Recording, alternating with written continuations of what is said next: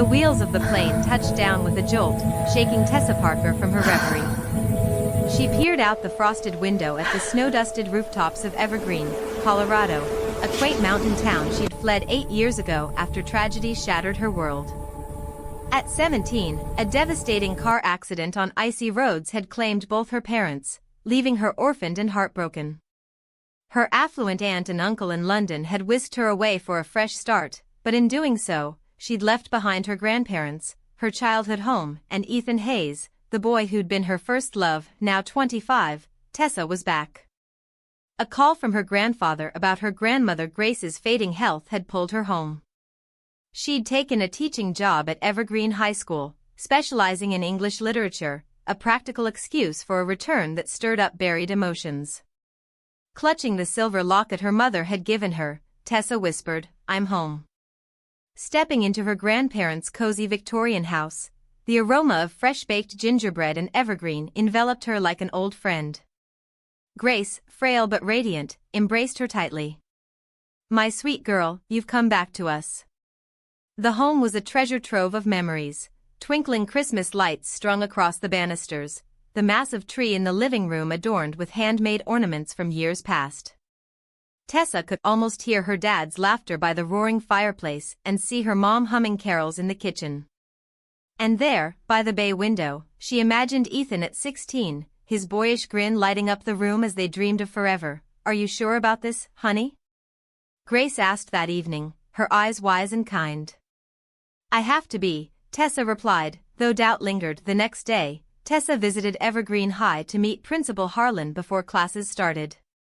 The school was charming, nestled against snowy pines, far from the grand academies of London. As Principal Harlan toured her through the staff lounge, Tessa's gaze landed on a donor plaque.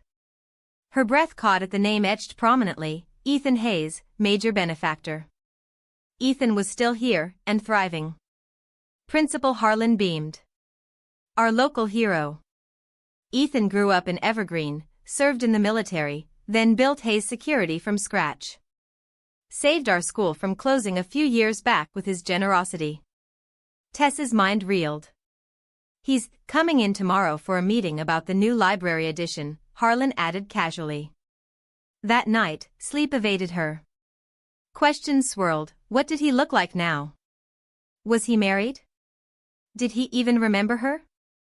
Morning arrived with fresh snow blanketing the town.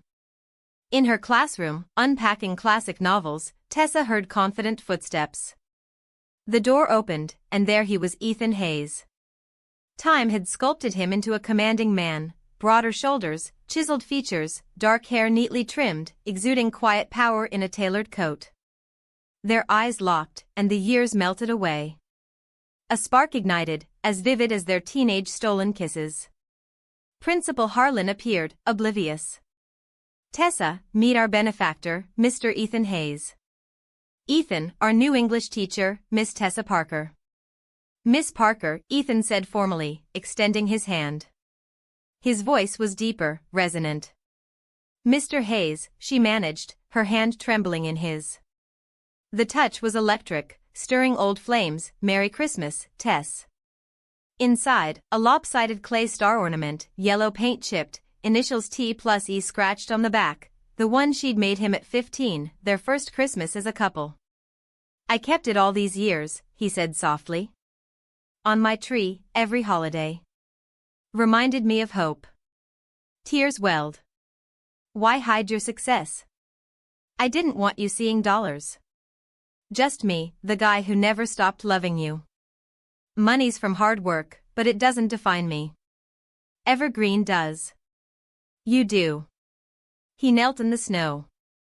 "Tessa Parker, I've waited 8 years for a second chance. Marry me? Let's build the life we dreamed of."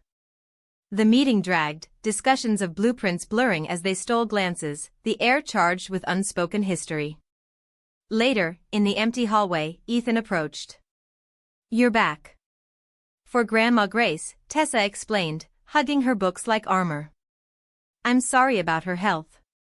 His tone softened. Awkward silence stretched. So much unsaid, why no letters, no calls? Welcome home, Tessa, he said finally, turning away. But at the door, he paused. Without facing her, I thought about you every day. The confession hung, raw and real, as he left, that evening, over cocoa with Grace. Tessa asked, when I left, did Ethan ever try to reach me? Grace set down her knitting, eyes somber. Oh, darling. We need to talk. He had tried, desperately. Calls, letters forwarded through her grandparents. But her aunt and uncle, believing it best for her healing, had intercepted. They'd convinced Ethan his presence reopened wounds, that true love meant letting go. He sacrificed everything because he thought it was what you needed, Grace said gently. Tears streamed down Tessa's face. 8 years of blame, misplaced. Driven by urgency, Tessa drove to his address, a stunning modern lodge on the town's outskirts, befitting quiet wealth. Lights glowed warmly.